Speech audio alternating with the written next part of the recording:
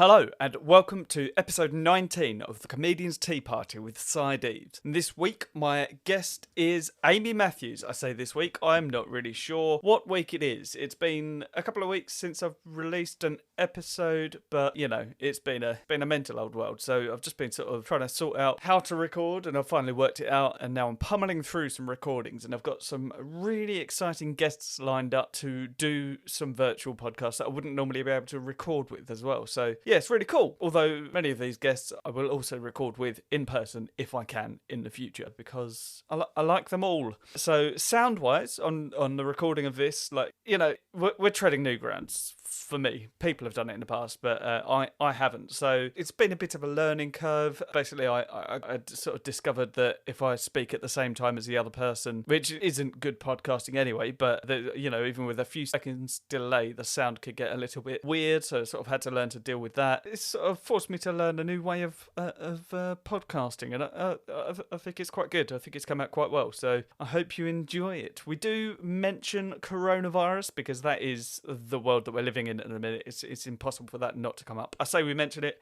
It is a large portion of the podcast, but yeah, no, it's good fun. We also managed to tackle mental health towards the end of the podcast. So if you suffer from anxiety and get worried about anything like that, listen on, because I think it's quite good. I'm also well impressed about a phrase that Amy has coined, which basically describes the social state that we're currently in, social media wise, which is very funny.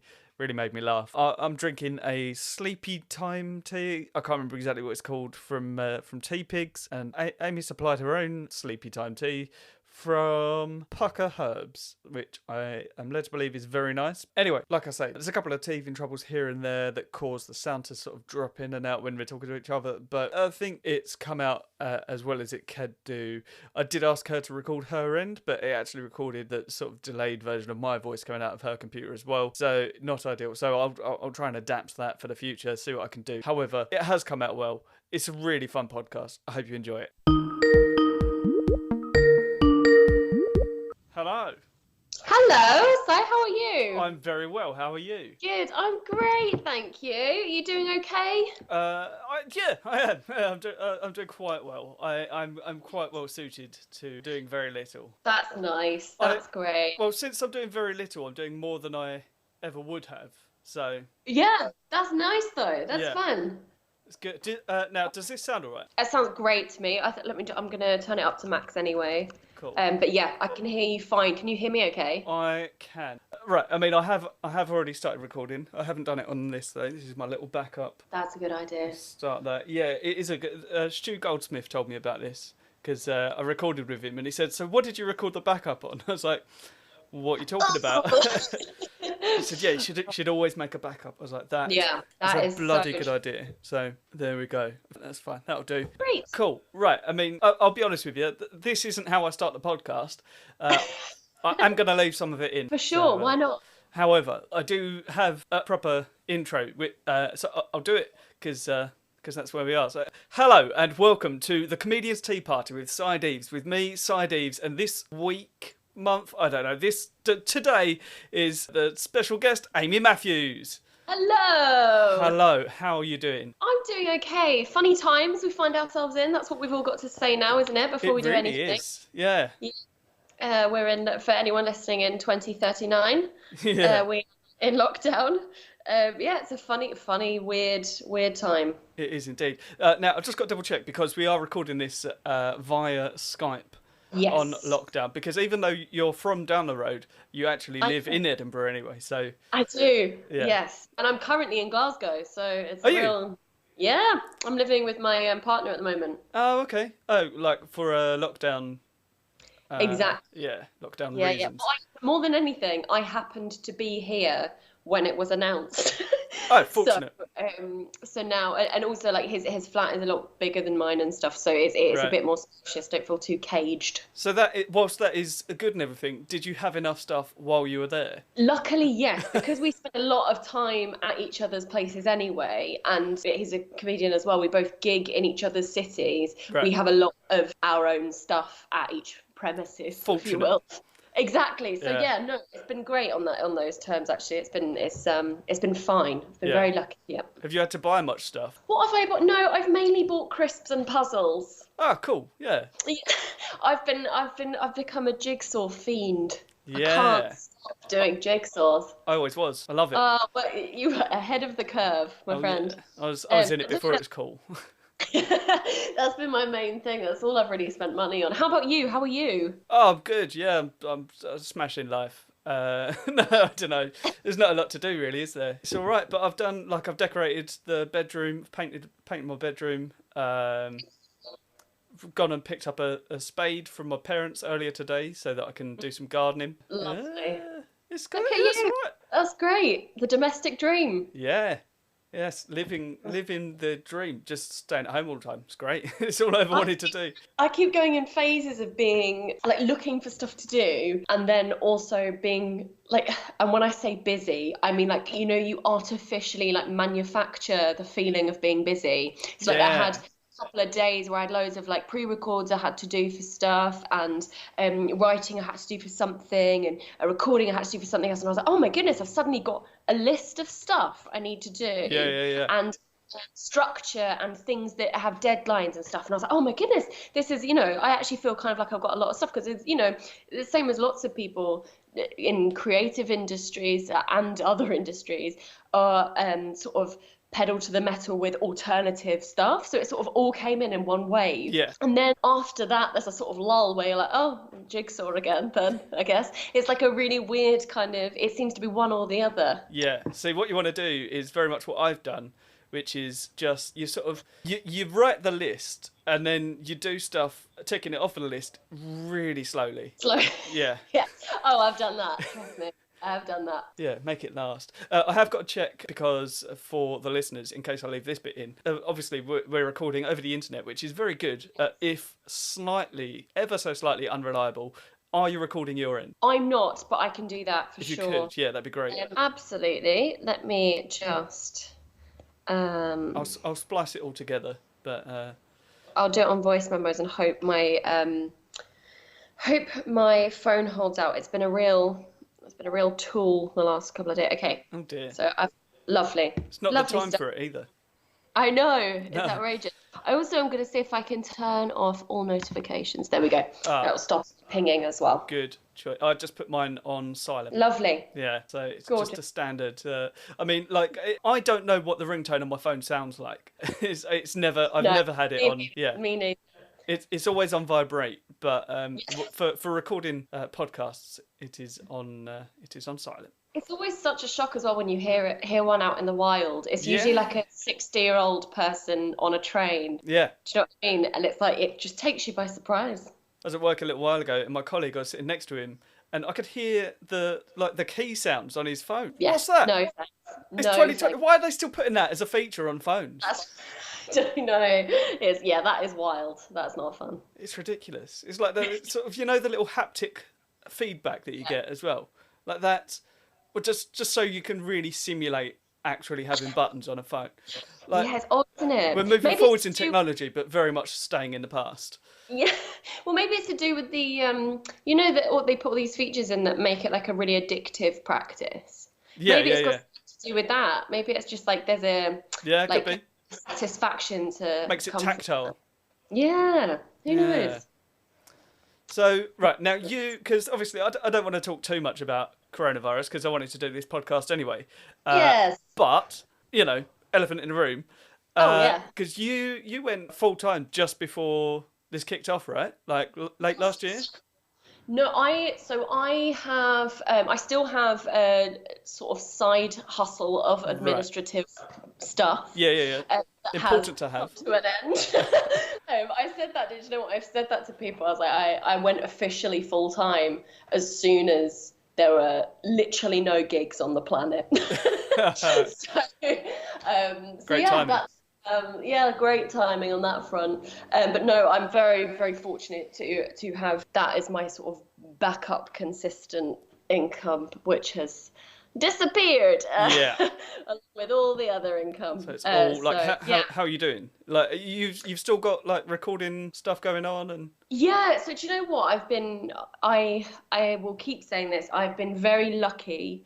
In that I've done various live stream gigs. I've done sort of, online shows that clubs have put on, and I've done, like, the BBC did a Socially Distant with Susan Calman. They did like a sort of show that was done from people. So I've been really lucky to have those opportunities since this has all kicked off. So yeah, it's been I've been very, very lucky on that front. So I have had, the odd thing crop up. Yeah. So that's been, and it's been really nice to feel like you are still doing those things and all of that is still going on. Absolutely. Like, there's a real comfort to having that still bubbling away.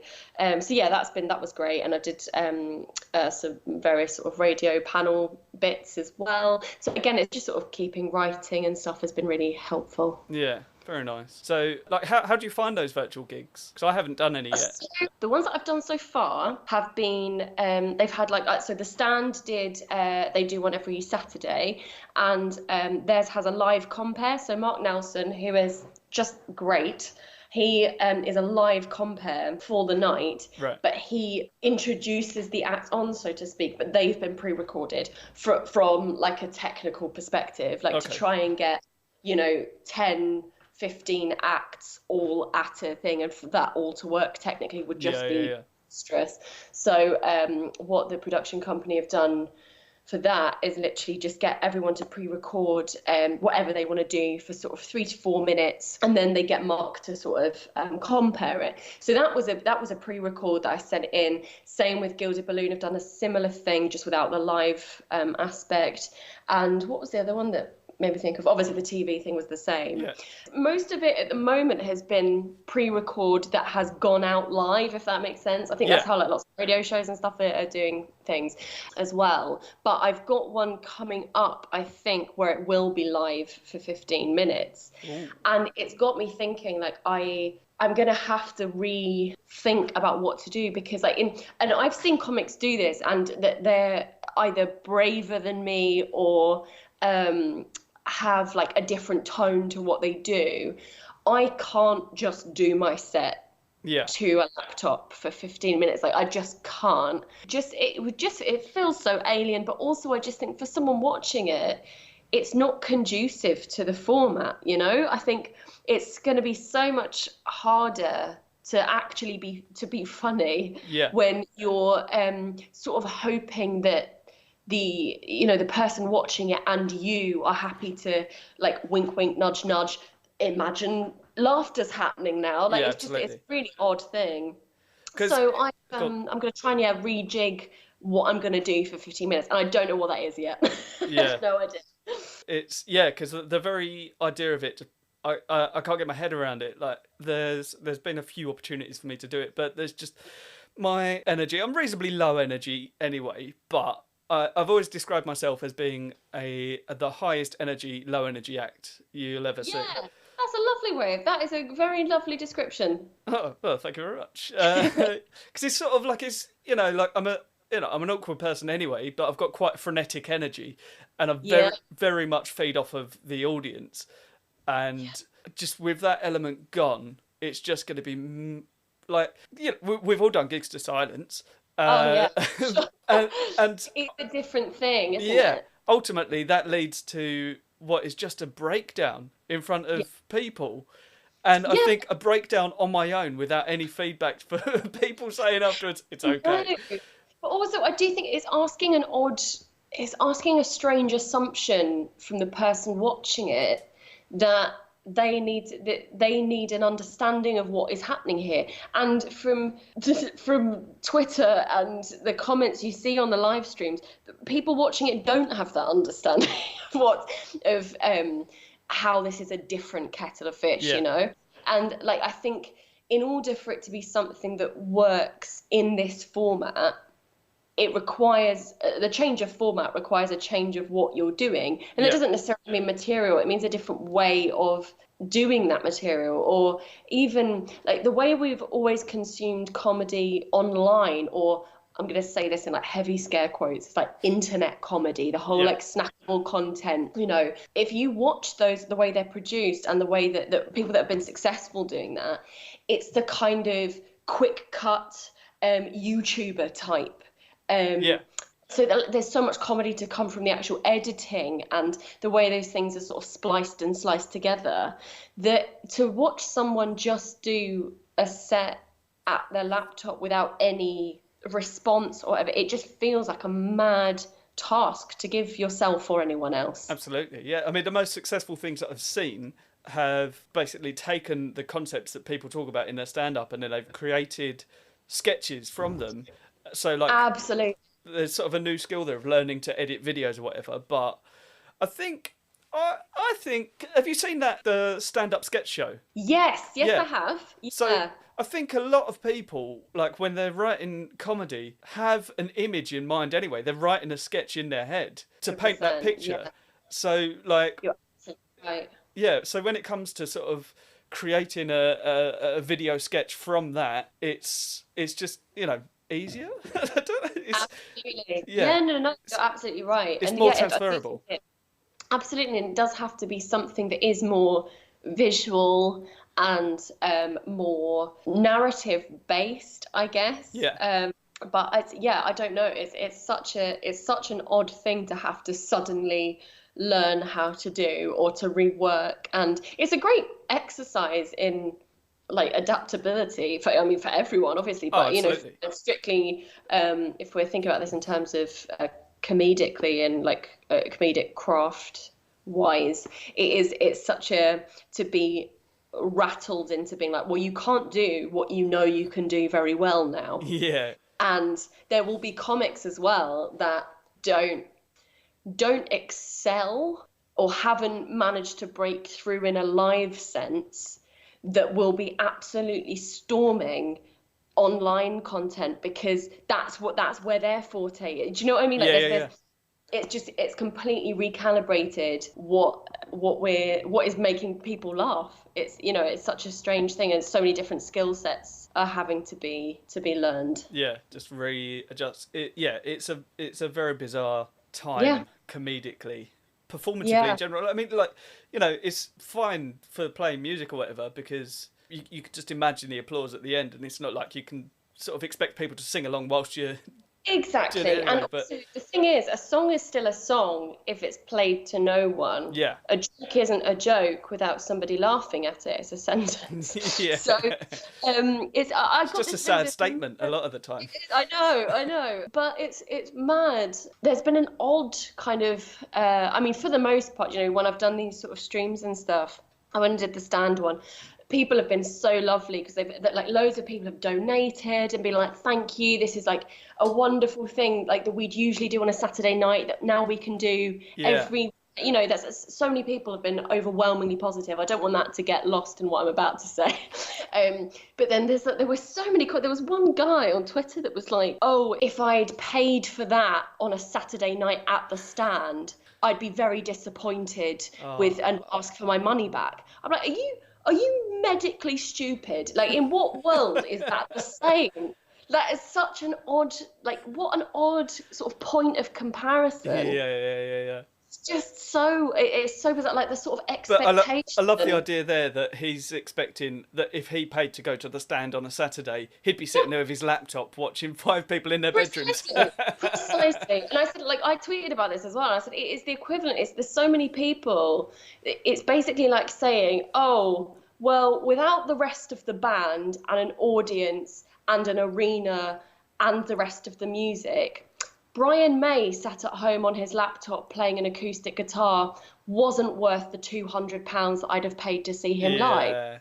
That's bonkers. Do you know what though?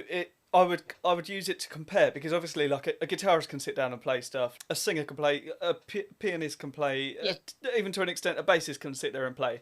Yeah. I'm a drummer, right? So if I were to sit down and say, hey, I'm going to play all these songs, but didn't have the music to back it up, that is exactly what it is. That is. You're a metronome now. Yeah. Yeah. That's me. Just even like, especially imagine I was playing in Coldplay. Yeah. Yeah. Oh my goodness. Do you like it, guys? You're absolutely right. It is exactly that. It's just a completely different thing. Yeah. And to go into to watch something like that with the same expectations as you would walking into a live experience is just alien to me. I just can't get into that sort of headspace. But I mean, yeah, that's me ranting more than anything. Yeah. No, that's fair enough. I hate to take it away from comedy because this is essentially a comedy podcast, but it's also a tea podcast. So, yes. So what is it you're drinking there? I have got it's Pukka nighttime tea, and it's lovely. It's apparently a dreamy bed of oat flower, lavender, and lime flower, floral. Oh, that sounds really nice. It is good, actually. It's very these sort of like calming teas. It's one of those. Yeah. And it's good. It's really nice. So what normally happens is, and you'll find this out when we do this podcast again in person, as is the preferred manner.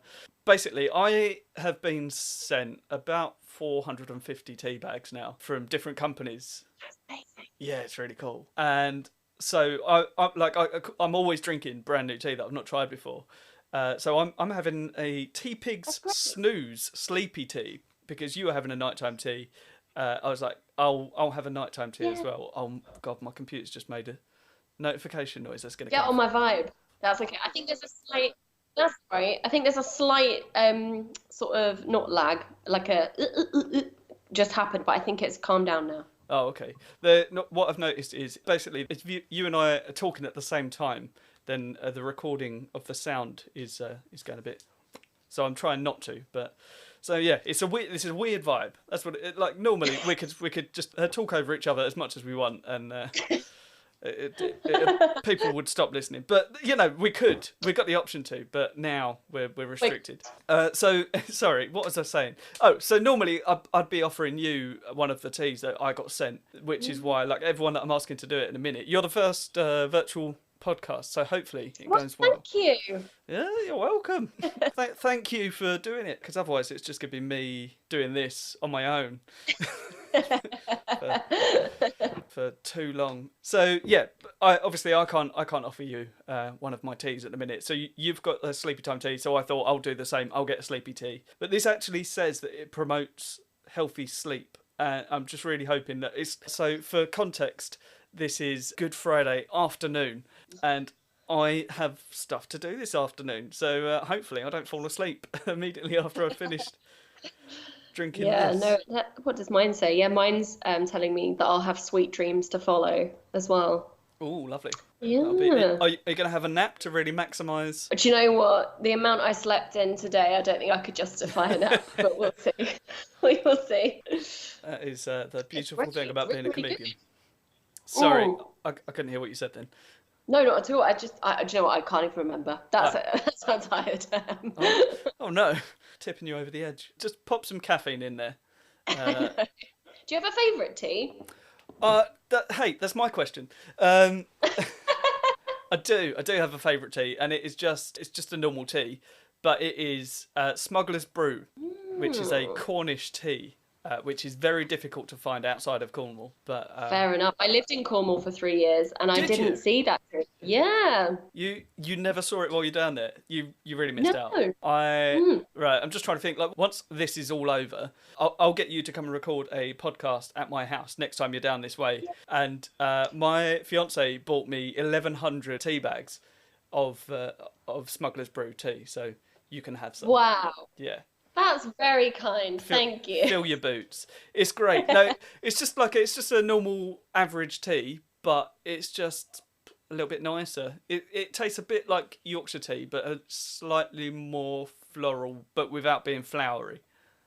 Nice. Yeah. Oh, I love that. Love a good tea. Yeah, it's really good. What's your go-to tea? Do you have a favourite tea? I do. I love Earl Grey. Yeah. I really love an Earl Grey, particularly with lemon in. My sort of comfort tea is Lapsang. Oh, okay. Yeah, smoky. Obviously, most people hate it. And when I bought it, when I lived back home, my mum used to keep it in its own special cupboard because she couldn't bear the fact that every time she opened the cupboard, it smelled like bonfire smoke. It got sort of quarantined to its own little bit of the kitchen. Did she ever consider getting a jar? Well, who's to say? I think she liked the drama of banishing it to a different cupboard. I like it. I love it. I think it's so nice. But I think also what helps is, like when you smell a smell of something like in your childhood or whatever, it's like such a kind of vivid transportation thing. I had my first lapsang I was visiting one of my best friends in Bristol. I just learned to walk. just learned to walk straight on the lapsang. I was visiting one of my best friends in Bristol because he was at uni there at the time, and I think I just got there and we went to his friend's flat. And he had lapsang on the side, and I was like, oh, that smells really great. I was like, can I have some of that? And I had that. And I just remember, I think I've got such a vivid kind of connection to it being like, it was like a little break from uni work.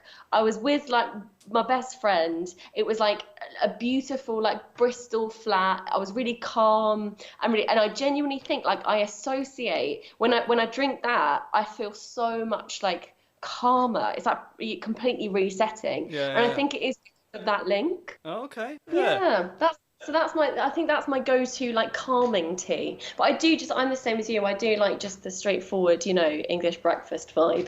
Yeah. Do you have milk? So in English breakfast tea, I would. In Earl Grey, I do it if I fancy it. I have to really be in the mood to put milk in an Earl Grey. Okay. But particularly because I really like Earl Grey with milk and vanilla syrup, a kind of like London fog kind of drink. Okay. I love that. But generally speaking, I would only really put it consistently in breakfast tea. Everything else, I think, without. Yeah, fair enough. Nice. Yeah. Like all of the sort of the herbal teas that have been sent, and that largely without milk, unless they recommend that you put milk in. I've only ever had Earl Grey once, and I did put milk in it because I wasn't told that it was Earl Grey until I've made it. So that's a shame. But I think it can be really nice. Like I say, particularly with vanilla syrup and like a sprinkle of cinnamon on the top. That's like a London fog. Ooh. It's very, very good. But if it's not that, if it's without the milk, with a little slice of lemon, perfect. I shall try that. It sounds good. Very good. Very comforting. Nice. I'm a big chai tea fan as well, I should say that. Oh, yeah? Yeah, big chai fan. I've never had it. My fiance got some once and said, try this, you'd like it. And she was right, I did. But I've never got more. Oh, well, maybe that's next birthday. You'll get 1,100 chai tea bags. That would be too many chai tea bags. Because they have an expiry date. And that would involve... Do they? Yeah. Yeah, no. all tea does. That feels like something you'd find in when they find like Egyptian honey that's been like under the pyramid for millennia. That feels like that should happen with tea. Yeah, you'd think, but no. It's actually it's not that long. So 1,100 tea bags I've got, and I think the expiry date is June next year. Crikey! So I've got to drink a lot of tea. No, 2 years I think, because it worked out that I've got to have like 1 and a bit a day. Or something. I believe in you. Yeah, I could do it. It's fine. You can do it. You can do it. That's good. That's such a great present. Yeah, no, it's really cool. It's my partner's birthday on Sunday, and obviously I have no money. Yeah. And we can't do anything, so I've had to be very inventive about what to get him. And I was going to take him to an escape room for his birthday, so I'm gonna convert the lounge into an escape room. That's amazing. Yeah. I'm going to say it. It's so, I haven't done it yet, but it's so good. I spent so long yesterday forming these puzzles and like where I'm going to hide stuff and what's going to go where. And I took the rest of the day off. I was so impressed. I'll get back to you on how it actually goes in practice, but in theory, it's fantastic. Oh man, that's incredible. I only did my first escape room, how long ago? What month is it now? Oh, who's to say? I think it's April. There we go. Yeah, it's April. Yeah, it's April. So I did my first one 2 months ago. Yeah, me similar actually as well. But we absolutely smashed the pants off of that. And then 2 or 3 weeks later, we did another one. And basically, it turns out I'm very good at escape rooms. Me too, and it's fantastic. It's so much fun. Yeah. We did our first one, we were both gigging in Dublin, and well, you know what it's like when you're somewhere else in a city far away and you've got to amuse yourself for the day. We did 2 escape rooms. In one day? No, not in one day. I think we went back and did another one. Oh, cool. So we did a witch's like woodland hideout. That was really cool. And then we did a Sherlock Holmes one, and they were great. They were so fun. Oh, sweet. That sounds amazing. Very good. But yeah, this one's got no theme. The theme is lockdown. Yeah, the theme is, do you remember outside? Yeah. So yeah, the idea is that they have to break out of the flat. But when I say break out of the flat, I mean stand on the doorstep and then go straight back in. Go and sniff the garden. For sure. Yeah. But nice. Oh, that's really cool. What a cool present. So my fiance often sets up like little... Did you ever see on my Instagram story that she'd hidden like 5 Star Wars chocolates around my house? No, that's great though. Yeah, and she gave me like a certain period of time to find it. Otherwise, she was going to kill... She got an Ariel like Little Mermaid doll, and then put the buns on the side of the head to make it Princess Leia. That's fantastic. Yeah. So great. Oh, I love stuff like that. I honestly do. Inventive home games are good. I've been given a hard time though, because I don't, as a rule of thumb, and you'll have to bear with me with this, I don't like games. So because there are no stakes. And it doesn't matter. I find it so hard to get invested in them, which really frustrates a lot of the people. There are absolutely stakes. What are you talking about? The stakes are being better than everybody else. Yeah, but I can find different ways to do that in company. I like to be better in every way, so...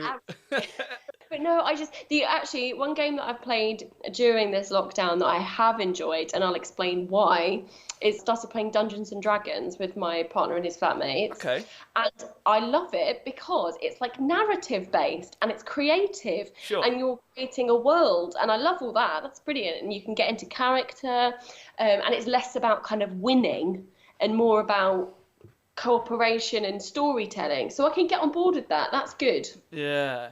I really like winning, so... The thing is, I think my biggest problem is I'm one of those people that's so competitive, unless I think I can absolutely win, I don't want to bother. Yeah, no, I know what you mean. But like, I'm actually... Here's the thing. There's 2 things about me related to games. Number 1, I'm not fun when I play games. So I am very competitive, but... Okay. Also, if somebody has bested me in a manner that I can accept, then absolutely fine. Like I'm quite a good loser. Many people would disagree. The only times that I'm ever a bad loser is when someone has cheated or won unfairly in some way, or like if it's like their game and they're answering questions about them that they know the answer to. Like, you know, it's impossible to win, and that I'll find that frustrating. Or if I'm playing a computer game against someone and they know all the cheat codes and they just do it, and I'm like, no, that's not winning fairly. Be a decent person. There was controversy here when we did a kind of charades game. And my partner Stuart, him and his friend Ben, they've known each other since they were like 8, I think, and they were doing like in-jokes, and it was shit hit the fan. I was furious. I was like, you can't do that. That's poor form. That's it also sounds a little mind-numbing for you. Absolutely. Like, who is that for? Yeah. Not cool. So no, I can totally understand that. So in-jokes should be for the group or clique that you're in, not for 2 out of 3 of a party. That's not quite right. Yeah, for sure. That is like, I know we're in isolation, but you're really in isolation. You don't know what we're doing. I know. Yeah, no, I wasn't having any of that. That was not good. Not good at all. I was going to say, how have you been sort of keeping yourself amused? Oh, I'm really good company, so Lovely. I'm just having a great time. I've annoyed my other half a lot. Wonderful. Yeah, not intentionally, but it's just sort of it's fine. It's a byproduct of just being me. But I've come to accept I'm quite annoying. That's it's okay. I've been really irritating, Stuart, because I am quite sort of low key all day, and then the 40 minutes that we've got between like, us sort of getting into bed and then us falling asleep, I'm like a terrier. And I've got all the energy that I've been conserving all day just erupts, and I'm an absolute nuisance. Yeah. So yeah, that's been grating, I think. But apart from that, it's been all right. It's been okay. I'm very productive at night. That's the thing. Yeah. Like I've had to learn to do stuff during the day, but I do a lot. Like I write at night, I email at night, I'll edit podcasts at night. So like generally when has gone to bed, I'll just go and start going mad and start doing everything. I get that though, because I think it's a psychological thing of being like, well, the rest of the world is sleeping now, so there are no distractions for me. I can do this privately and without interruption. Do you know what I mean? Even though most of the time the interruption is yourself. I think like psychologically there's something really beneficial about being, well, no one else is up yet, and everyone's asleep. This is my time. On with what I need to do. Yeah, this is me time. Exactly. Yeah. Yeah. So there's that. I've started running again.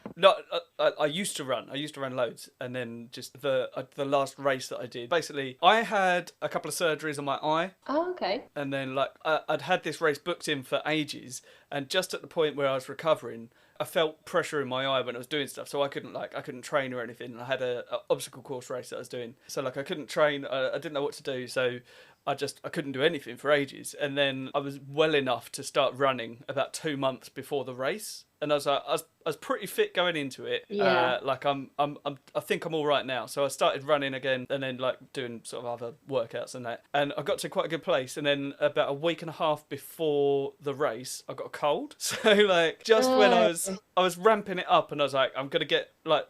Because I'm having to squeeze a lot of training into a short amount of time, and I was ramping it up near the end, and I was like, I've got just enough time to get better, and I could do this, and then blah blah blah, and then I got cold, which just put me completely out for the count. So that's gutting. I was sort of okay about 4 days before the race, so I was running, and then like I was just coughing loads of stuff up while I was running, because I was still like, I wasn't well enough, but I was running anyway. And then on the race day, I nearly passed out about half a kilometre into it. Just had to sit on it. So my mate that I was doing it with was like, again, he's quite competitive, and he wanted to get a really good time. And I was just like, I'm so sorry, man. Like I've messed it up. And he's like, no, let's just get to the end. And he's really cool about it. But yeah. But after a little while, I got my second wind, and I smashed through it. But that's great. Oh, if that was a YouTube video, that'd make me cry. That's the kind of thing I watch to let some emotions out. Yeah, you're gonna cry after this. Just go and think about it. Sure. Yeah, for sure. I'll go back in and be like, "What are you crying about?" I'll be like, "Oh my goodness, I've heard the most touching story about Si's friend." Yeah. Yeah. So I started running again. Basically after that race, that's why I started telling that story. After that race, I was like, I'm just gonna take a little break, because I was still pretty sort of wrecked, and that was just over 2 years ago. So like it was a long break, but I thought, right, I've got nothing else going on, I'm gonna start running again. So great. Yeah. Anything else? I don't think so. I just sort of I spread out what I have to do in the day. So like I'll do a little bit of housework, a little bit of DIY, and then eat lunch, and then sit around for a bit, and then go, I'm going to go for a run, and then come back. That's great. Yeah. The only exercise I really enjoy, like really properly enjoy, and I'm good at in any way, is swimming. Okay. And that is just a no-go. So, just doing laps of the bath. I have missed that, I'll be honest. But yeah, that's a shame. Yeah. What have you been doing to keep yourself busy? I've been puzzles, mainly jigsaws and puzzles. I've also been obviously designing escape rooms. I've been such a big fan.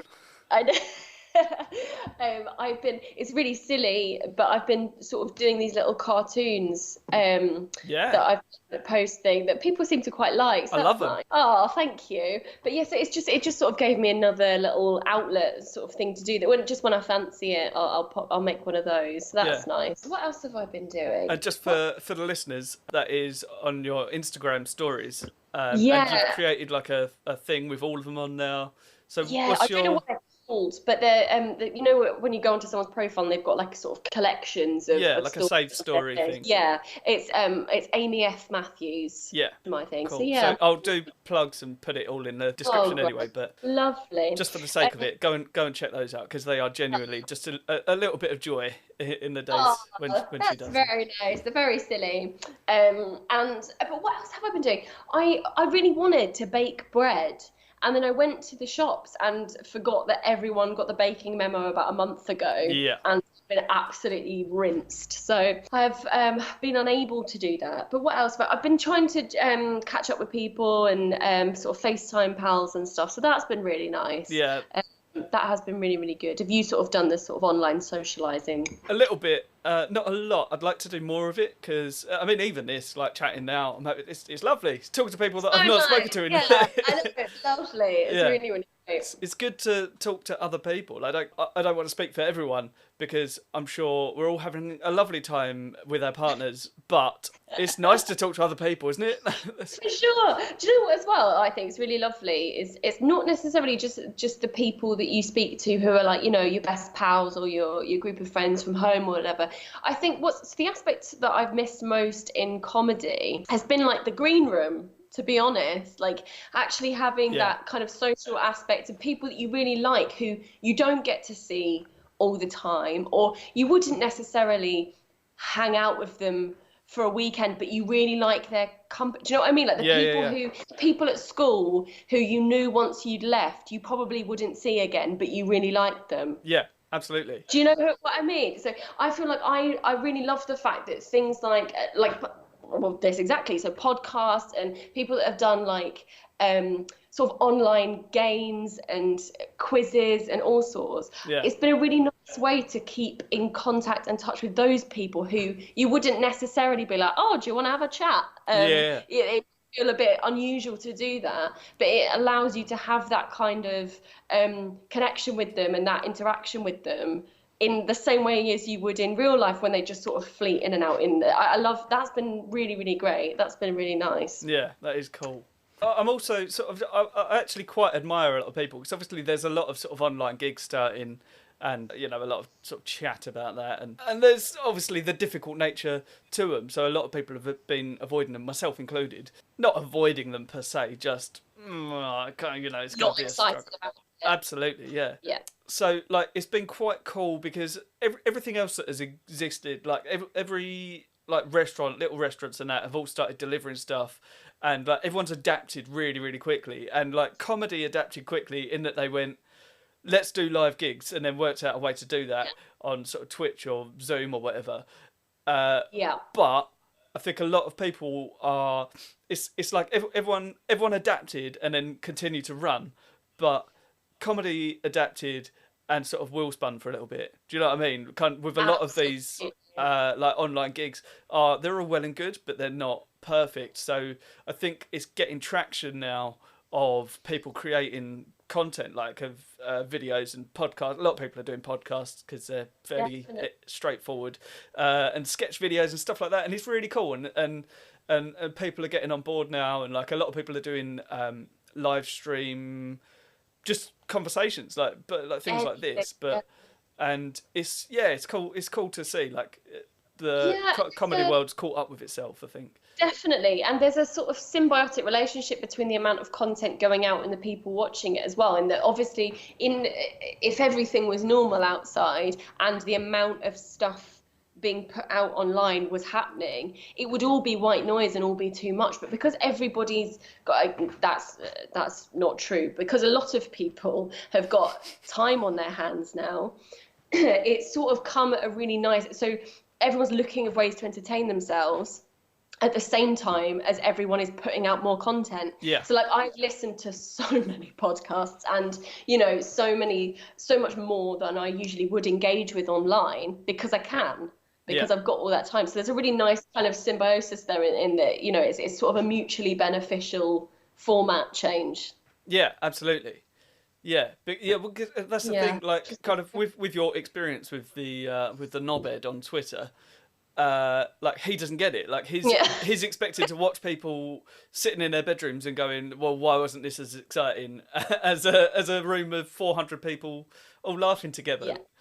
Yeah. So yeah, like he doesn't get it, but a lot of people do. And they're now appreciating the different content that people are putting out. Exactly. So yeah, it's cool. It's an exciting time to be really nice. It is, and do you know what? We're so lucky that it is in such a like technological age. I know that's such a boring like middle-aged thing to say, but like it is such a like if it was gonna happen at any time, like thank goodness we can all still talk to each other. Yeah, absolutely. So that's great. And share content really and moments and. Yeah. Yeah, exactly. It's really, really, really good. And through so many different things as well, not just like the various different social medias, but like the fact that you can go onto Twitch or whatever now and see, like my friend Liam Withnail does like a morning crossword every day. Amazing. So you could do that. It's really, really lovely, and it's such a nice thing to do, like as a group. Yeah. Or then you can go on to, you know, I personally haven't gone down the TikTok route or anything yet, but there are so many different ways to engage with people. It isn't just scrolling. Do you know what I mean? Yeah. There's so many different things, which is great. Really, really good. Because there's been like a lot of those, and many of them are fucking stupid and pointless. There's a lot of those sort of riddles and stuff going about, which is like, it's really annoying largely, but then some of them are great. Everyone has gone boomer Facebook. Yeah. So everyone's like, oh, here's like the 30 countries I've been to. Can you list them? Yeah. And like that used to be reserved for everyone's, you know. Oh, boomer Facebook is such a funny phrase. But it's true. And like the way people are using social media has gone completely like, you know, wine mum. Yeah. Doing it. So, but I love it. It's great. It's very funny. That's and the whole like, funny. I'll tag me in this, and then I'll tag people. It's just like it's just sort of regressed. It's wonderful. It's really, really funny.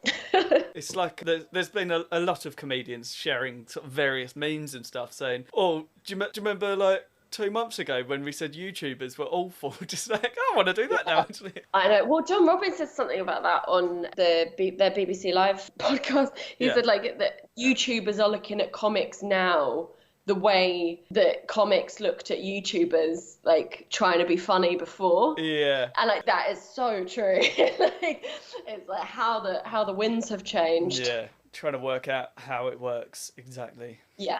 Sort of, absolutely. I sort of get it. At the same time, though, as much as everything's sort of progressing and it's cool and everyone's adapting, my word, I cannot wait for it to go back to normal. Oh yeah, no, me neither.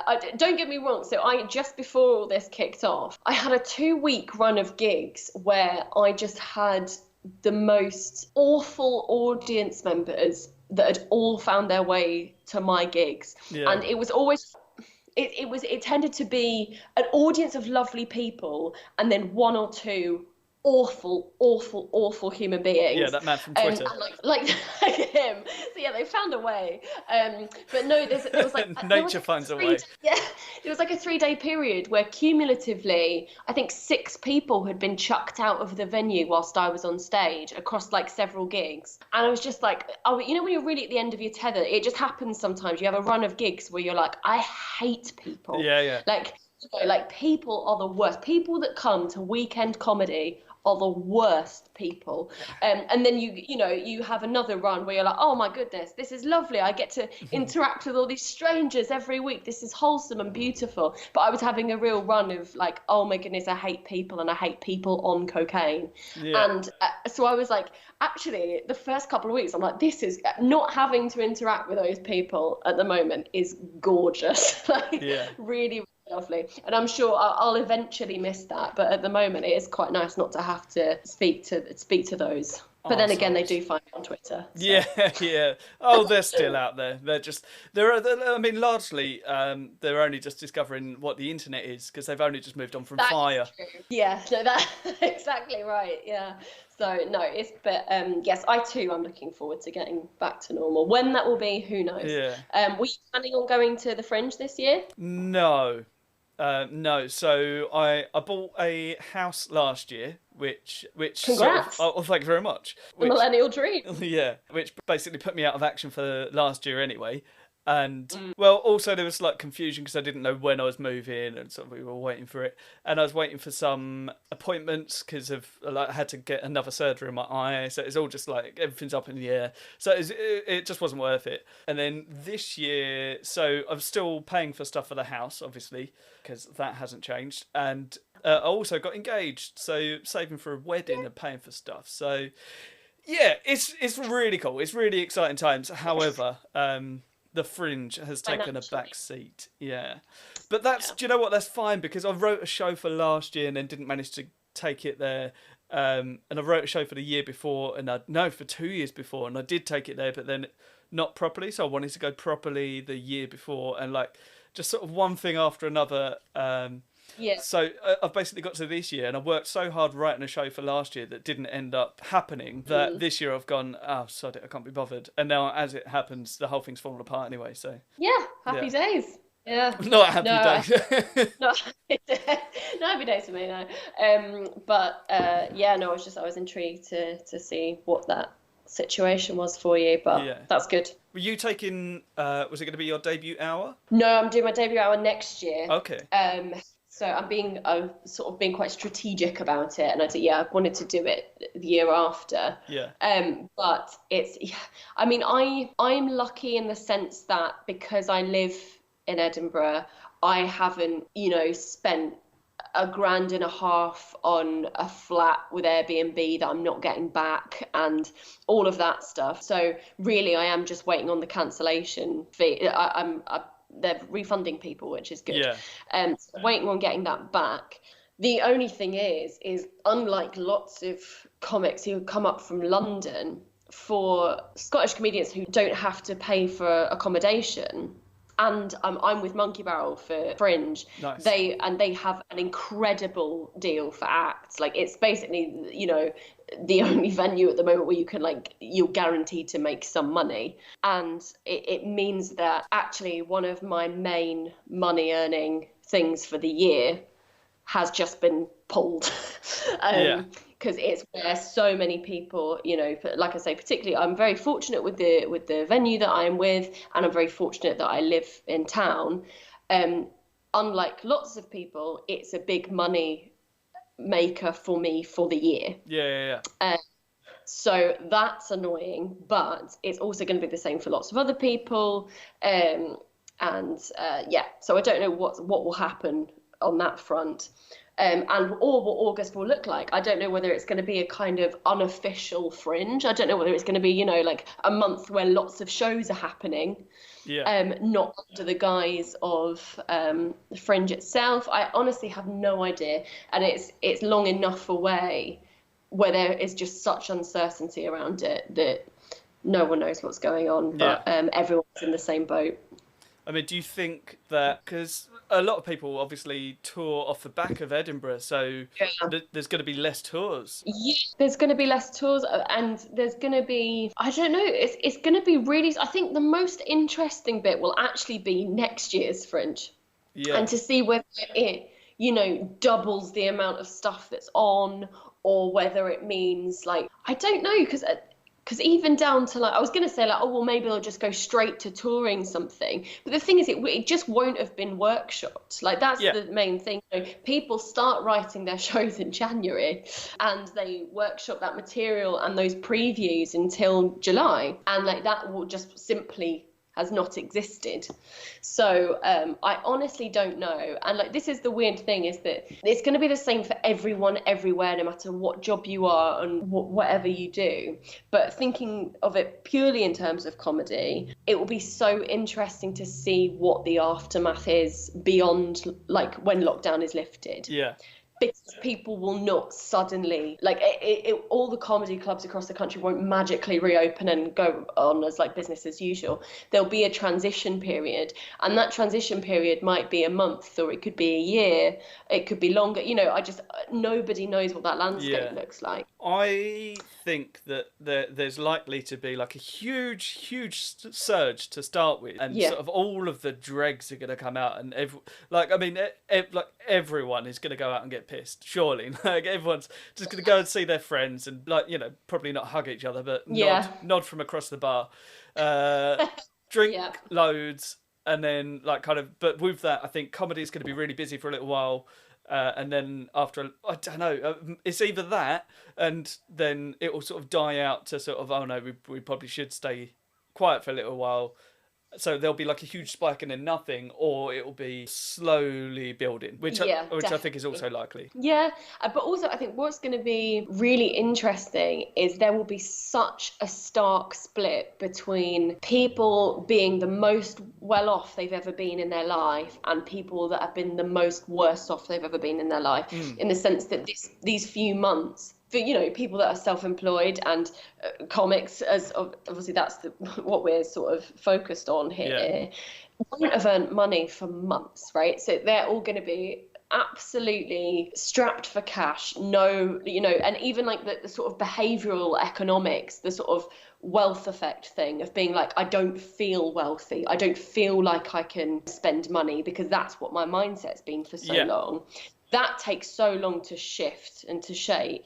And then on the flip side, you'll have loads of people in reasonably well-paid jobs who are just working from home that aren't spending all the money they would normally be spending socializing, who will have more money than they've probably ever had. I think it's going to be really interesting to see how that dichotomy plays out, because there will be people that, as much as they want to go out and go mental for a month, physically will not have the means to.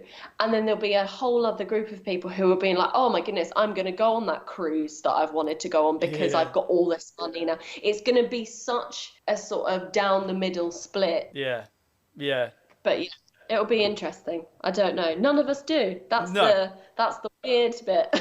Well, that's the thing about it as well. It's like, obviously, when it was all starting off, everyone's saying, but like kind of we want to do this and we want to do that. And it's like, well, you don't know what you want to do because none of us know what we want to do because this isn't normal. This isn't anything that we've ever experienced before. Certainly on this scale, we'll probably never experience anything like it again. No. So there's no point sort of preparing for the next time it happens because it probably won't. It might. And if it does, it's going to be a different landscape for so many reasons. It's never going to be the same thing twice. But that is obviously that's the aspect that lots of people are struggling with, sort of mentally or emotionally, is that, and practically, is that there's not an end date, and there's not a sort of even an indication of time period. You can't even look at the way other countries have played out because every country's played it so differently. It can be a source of real anxiety, that, and not to invalidate that for anyone, but it can also be the blessing of it. I think there's something, it can be freeing to know that we don't have the answer. So you literally have no choice except to take it day by day, and whatever practical precautions you've got to put in place for, and this is a sort of capital F future. Obviously you do, but you just can't prepare that, and that is the long and short of it. That's it. But it's such a strange thing. It's both myself and my fiance are both quite anxious people anyway, just as human beings. So I think we're in this constant state of panic and worry and just not knowing what's going to happen.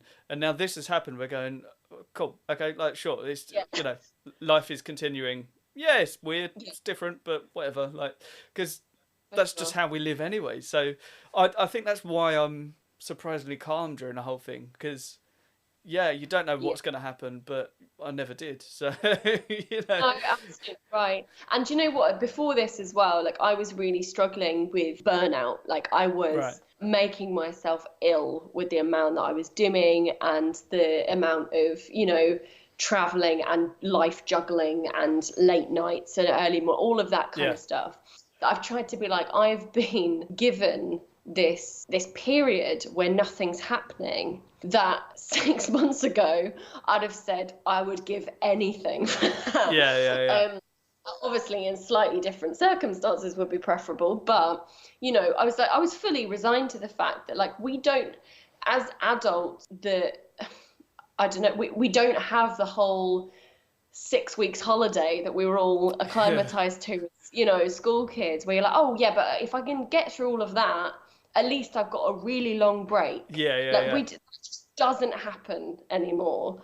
And the fact that we've been given that in a really unfortunate and awful, that's not to take away from the fact that this is a crisis and, you know, it's dreadful and a disaster. Oh, it's ruined many lives. Absolutely. But if, you know, for as long as your own situation you can find benefits in it, I don't think it's crass to find benefits in it, you know. I think that's actually a healthy thing to do, which I've been trying to sort of stick to and be like, actually this is an opportunity I've got that I never in a million years thought I'd have, to actually take my foot off the pedal a little bit.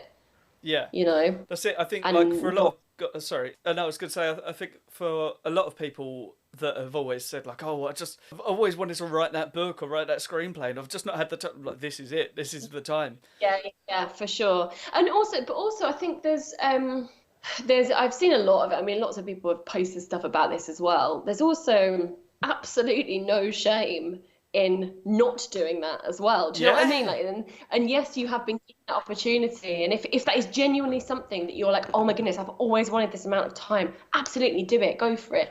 If you never had any intention of writing a novel or producing X, Y, and Z, don't think, oh well, I should probably be doing that, because that's madness, you know. I just think it's much nicer to be like, day by day, what will I do with this day? And if you get to lunchtime and nothing's happened and you're sort of weirdly forcing yourself in the back of your head to be like, I need to do something to make this day worthwhile, I think you could just write it off. There's something so nice about just writing it off. Well, I've sort of divided things into, so like I'll make a daily list of like what I want to sort of get done or not get done that day. And then I've also got like a list where I've been like, well, this stuff is like bubbling away. So like if I've got spare time and I want to do something, let's look at what's on that list. But it's not a list of stuff that needs to be done, you know? It's stuff that are projects or ideas to work on. There's no urgency involved in them. But I think it's quite useful to divvy up, you know, your to-do lists, heavy scare quotes, into those kind of things, you know, stuff that you might quite like to do, or something that just doesn't have any timestamp on it, and then stuff that you might want to do today, you know. And I think that's just so much easier to cope with. Yeah, absolutely. I mean, I don't know about you or anybody else, but certainly the way my brain works is there's like a million messages running through it at a time, and just to be able to write all of those things down individually, even if some of them are complete nonsense, then you could write them down, and that's out of your head, and then you just get a clearer picture of sort of what you want to be doing. Absolutely. And if it's not in your head, it's not rattling around in there. Do you know what I mean? It occupies a different space, and it's an external space on a page that you can, you know, work with. Yeah. It's so much easier. Yeah. No, I am exactly the same. Yeah. Cool. Good. So we've tackled mental health. The podcast checklist. Yes. You're welcome, everybody. Sometimes I do actually write. I mean, let's have a look, because I've got some tea emergency questions. I love it. Do you dunk biscuits? Are you a biscuit dunker? Only in breakfast tea, and only if it's got structural integrity. Cool. So what is your biscuit of choice? Hobnob.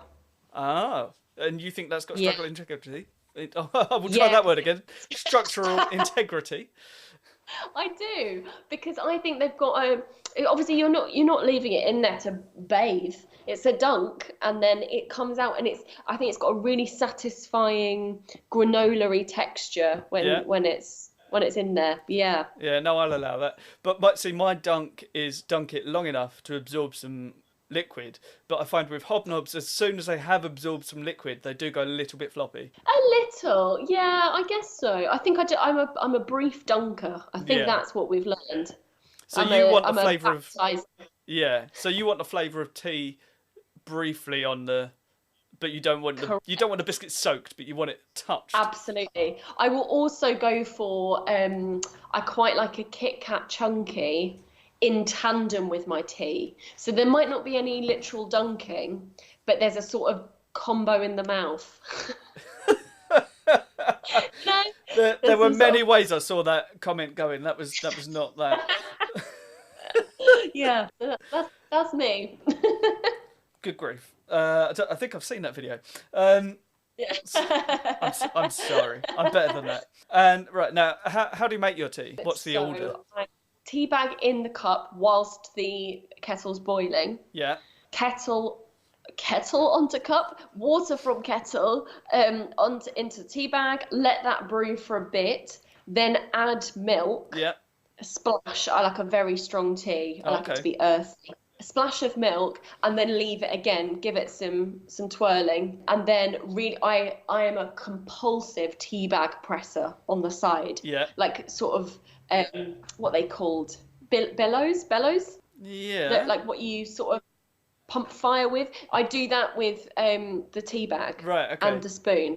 Yeah, no, that is bellows. I knew that. I couldn't see where you were going with it. So yeah. Yeah, so that kind of motion, but with the spoon and the tea bag. And I am a 2 tea bag kind of person. Good grief! How do you? Yeah, I do. I just love a really strong tea. My word. That's well, fair enough. I mean, that's 2 tea bags and like the tiniest bit of milk. Yeah, yeah. Obviously, I want it to look like tea and not dirty reddish brown. Yeah. But I like it to, I just like it to taste really strong. Have you ever considered getting stronger tea bags? I have, but where's the fun in that? I like the decadence of 2 tea bags. Yeah, fair enough. That is what is your tea bag of choice? Up here, it's probably I think it's just called Scottish tea. I don't know. Okay. I think it's that. Yeah, but that's pretty decent, to be fair. But yeah, that's quite nice. I'm trying to think if there's anything else. Yeah, I'm gonna settle on that. That's always a good cup of tea. I think they're just called Scottish tea bags. Nice. I'm gonna have to look into it. Yeah. Well, maybe you'll get through your Cornish stash a bit quicker if you put 2 in at a time. Yeah. I mean, I definitely would do. That's how science works. That's how maths works. Yes, maths, science, it's all the same. Maths is a science. Yeah, I'd recommend that. Cool. Oh, that's what I was going to say. Like, speaking of stronger tea bags, because Abigail Shimon, on her episode, she was talking about it's called Morning Thunder, from a company called Celestial Seasonings, and they're just in America. It's the only place you can get it. She was talking about it, and I was like, oh, I'm going over to America soon, I'm going to get you some. And then I did her gig in London, and she turned around and she went, by the way, here's that tea. Got me a box of tea. Right, now, the reason she brought it up is because it's just dangerously strong. She recommended that you never have it beyond 1 p.m. because it's just so strong. And I had it in a podcast with Kieran Boyd, and we both had it. And at one point, I think I changed colour, and I was shaking and all sorts. Like, there's so much sort of caffeine and mate in it. Oh gosh. Yeah, and it was so strong. It's really nice, but yeah, you can't. She said, oh, you can't have more than 1 tea in a day, and she was right. Yeah, it's really dangerous. Oh, because I hate coffee jitters as well. Like, you know when you have a coffee and you haven't eaten anything. I don't drink coffee. There's a horrible, hollow, shaky feeling it feels like stage fright. It's so odd. Yeah, it sounds like what you get from this tea. Yeah, it's evil. I hate that. I hate that feeling so much. But yeah, that doesn't sound like. I'll stick to my 2 Scottish tea bags, I think. Yeah, that sounds wise. Yeah, I think I started bringing it up for the sake of promoting it, and then talked myself out of it as I was getting through it. It really, it really shook me up.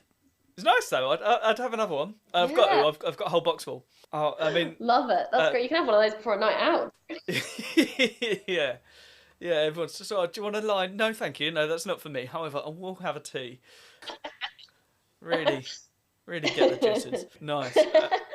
So have you got anything else planned for the remainder of your lockdown? Like, what you got any other work on? What have I got on? Like I said, I think I'm going to be doing this Sonnet Youth gig. That is the 15 minutes thing. Yeah. So if you want to find out what I ended up doing for that, I think that's next Thursday. And if I'm not on it, that means I decided I didn't want to do it. What else? I mean, nothing really. There's nothing to plug, is there? Yeah. That's the crazy thing. Other than your absolutely nothing. How about you? Other than your comics. Other than my little comic strips, exactly. Yeah.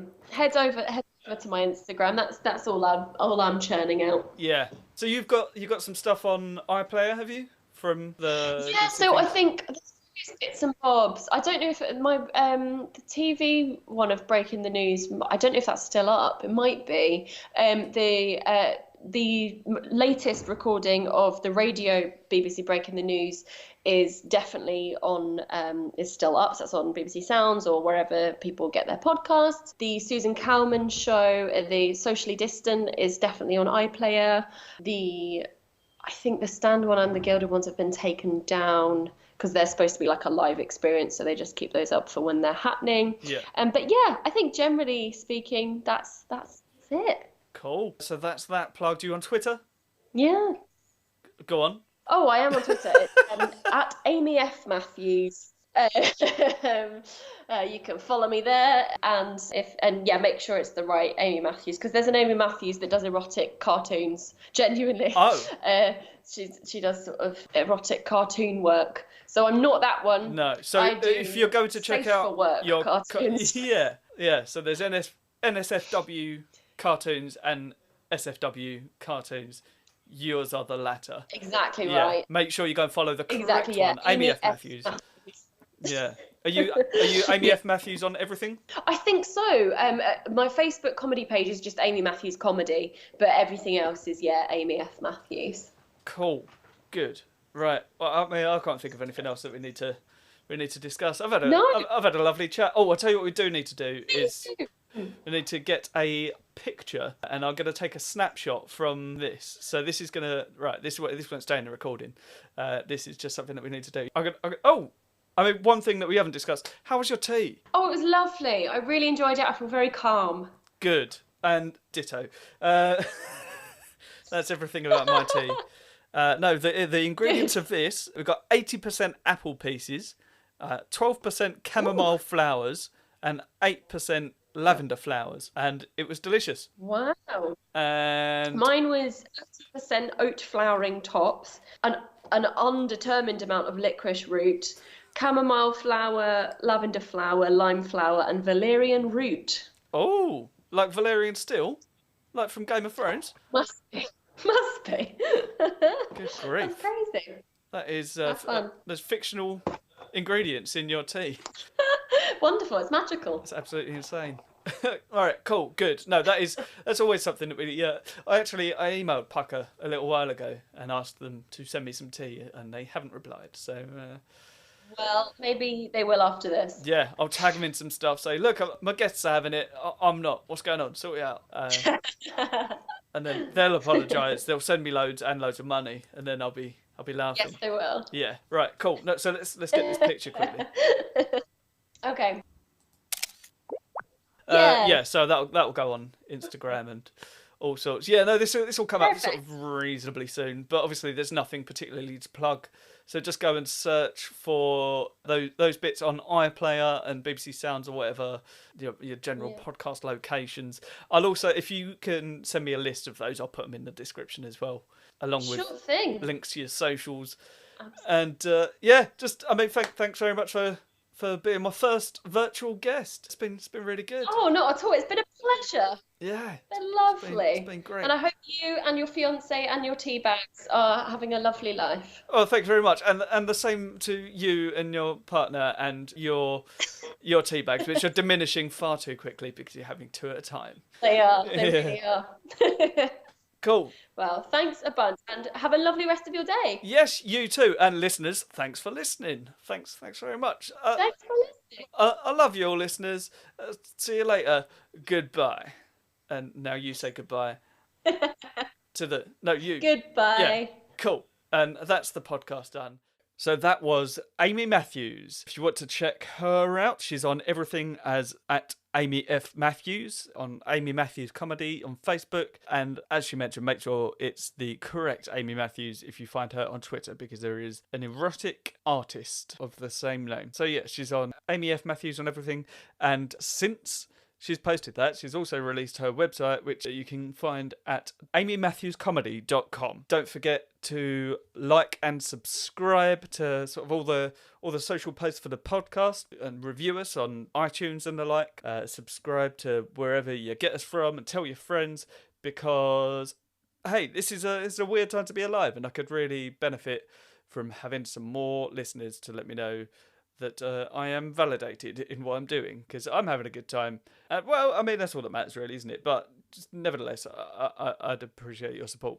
So, yeah, like, subscribe, tell your friends, share some stuff, talk about it, post it on your stories. I always repost stuff that you post on your stories. If you tag both at Tea Party Pod, that is the letter T, Party Pod, and at Deaves, then I will always repost those. I really have, as I suggested in the intro, got some very exciting acts booked in. I've got the lead singer from one of my favourite bands has agreed to come on, and I'm very excited for that. So that'll be happening soon. I've just got to send him some tea. Just earlier today recorded with Damo Clark, so that will come out next week or in a few days or whenever I get a chance to do it. Yeah, there's some other great people lined up, ready to record, so as soon as that happens, they'll be with you. Yeah, it's good times. Good time to be listening to the podcast. You're welcome. I hope you're all well. I'll see you all soon. Thanks for listening. Bye.